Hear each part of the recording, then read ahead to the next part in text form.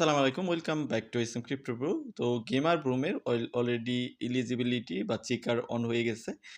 আপনারা যারা আমাদের ভিডিও দেখে মানে আমরা ৪ মাস আগে আপনাদের মাঝে একটা প্রজেক্ট শেয়ার করেছিলাম। এই যে দেখতে পারতেছেন গেমার বুম নামের একটা প্রজেক্ট যেটা ৪ মাস আগে আপনাদের মাঝে শেয়ার করেছিলাম আমাদের চ্যানেলে।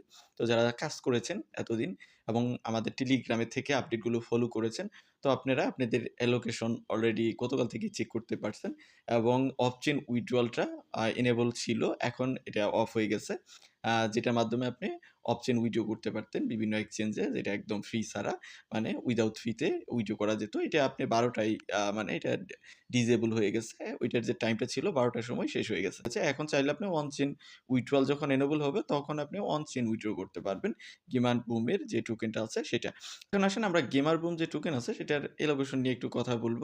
তো এখানে দেখতে পারতেছেন যে তাদের যে 100% বা 1 বিলিয়নের মতো টোকেন আছে, এই 1 বিলিয়ন টোকেনের মধ্যে এখানে দেখতে পাচ্ছেন স্ট্র্যাটেজিক ইনভেস্টরের জন্যে 16.5% টোকেন রাখছে।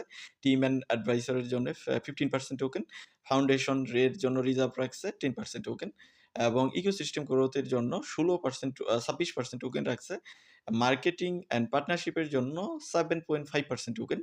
ইয়ারডপ এবং কমিউনিটি ইনসেনটিভ 25% টোকেন রেখেছে। তো এখানে আমাদের যে ইয়ারডপটা দিয়েছে সেখানে 5% টোটাল সাপ্লাইয়ের 5% টোকেন দিয়েছে। তো এই টোকেনটা আপনার ফুললি আনলকড এর টোকেন, এখানে কোনো লক নাই।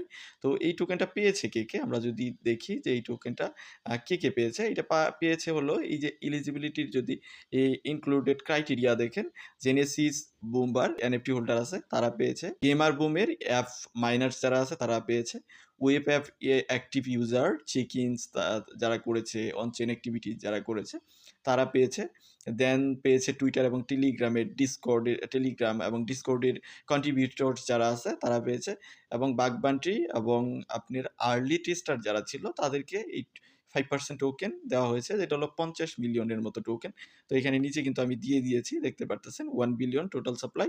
ইয়ারডপ আকারে দিয়েছে 5% অফ টোটাল সাপ্লাই, যেটা হলো 50 মিলিয়ন আপনার বুম টোকেন। তো এই 50 মিলিয়ন বুম টোকেন আমরা ইয়ারডপ আকারে পেয়েছি, যেটা হলো ফুললি আনলক। এই টোকেনটা কোথায় লিস্টিং হতে যাচ্ছে? তো আমরা যদি লিস্টিং এর বিষয়ে দেখি, এখানে এল ব্যাংকের লিস্টিং হচ্ছে, দেন আপনার এমইএক্সিতে লিস্টিং হচ্ছে, বিটগেটের লিস্টিং হচ্ছে, কুকোয়েনের লিস্টিং হচ্ছে। আপনি যদি নিচের দিকে চলে আসেন তাহলে দেখতে পারবেন এবং বিটগেটে যারা অপচেন উইথড্র করেছে তাদেরকে 5% এর মতো আরও ইনসেন্টিভ দিবে। তো সেটাই বিটগেটে যারা অপচেন উইথড্র করেছে তারা এই ফ্যাসিলিটিটা পাবে। এখানে দেখতে পারতেছেন কুকোয়েন আছে, বিটগেট উপরে চলে গেল। দেন আমরা যদি আরও নিচের দিকে আসি, এমএক্সি আছে, এমএক্সিতেও এটা আপনার লিস্টিং হবে এবং নিচের দিকে যদি চলে আসেন আর কোনো এক্সচেঞ্জার নাই, মানে 5টির মতো এক্সচেঞ্জারে এখনো পর্যন্ত আমরা দেখতে পারতেছি যে এটা লিস্টিং হবে। সাথে আপনার বাইন্যান্সের যে আলফা প্রজেক্ট লিস্ট আছে সেখানেও এটা লিস্টিং হবে এবং আলফা ইউজার যারা আছে তারা তো মাস্ট বি ইয়ার্ডও পাবে, কারণ মার্কেটে যত প্রজেক্টই আসতেছে সবই আলফা ইউজারদের বেনিফিটেড করতেছে এবং প্রকৃতপক্ষে যারা ইয়ারডপে কাজ করতেছে তারা খুবই নগণ্য পরিমাণে আপনার অ্যালোকেশন পাচ্ছে, সেটা সবাই জানেন। এই প্রজেক্টও আলফাতে থাকতেছে। তো আমরা যদি লিস্টিংয়ের এক্সাক্ট টাইম দেখা ট্রাই করি তাহলে আপনি চলে আসতে পারেন এমইএক্সিতে বা বিটগেটে, সব জায়গায় কাউন্টডাউন শুরু হয়ে গেছে। আমরা যদি দেখি, আমি যখন ভিডিওটা রেকর্ড করতেছি এখনো পর্যন্ত এই টোকেনটা লিস্টিং হওয়ার 5 ঘন্টা 31 মিনিট সামথিং সেকেন্ড আছে, এর মধ্যে লিস্ট হবে। এটা বাংলাদেশি টাইম বা আপনার যে টাইম জোন আছে সেটা অনুসারে আপনি কনভার্ট করে নিতে পারেন, যে কখন এই টোকেনটা আপনি টাইম যে জোন আছে সেটা অনুসারে আপনার লিস্টিং হতে যাচ্ছে। মানে 5 ঘন্টা 30 মিনিট, 5.5 ঘন্টার মতো টাইম আছে, এরপরে লিস্টিং হবে। তো অনেকের মাথায় এখন ঘুরপাক খেতে পারে যে এটার লিস্টিং প্রাইস কেমন হতে পারে।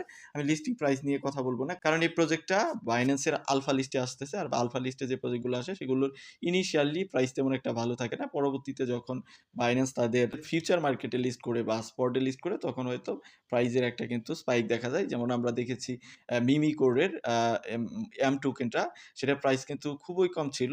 পরবর্তীতে যখন বাইন্যান্স তাদের ফিউচার মার্কেটে লিস্ট করলো তখন কিন্তু এটা প্রাইস প্রায় 3x হয়ে গেছে। আসলে দেখা যায় যখন টিজি এবং লিস্টিং হয় তখন কিন্তু প্রাইস তেমন একটা ভালো থাকে না।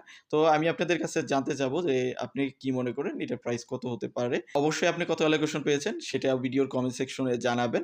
আর যারা এখনো ক্লেম করেন নাই তারা অফ চেইন ক্লেম করতে পারবেন না, অন চেইন ক্লেম করতে হবে।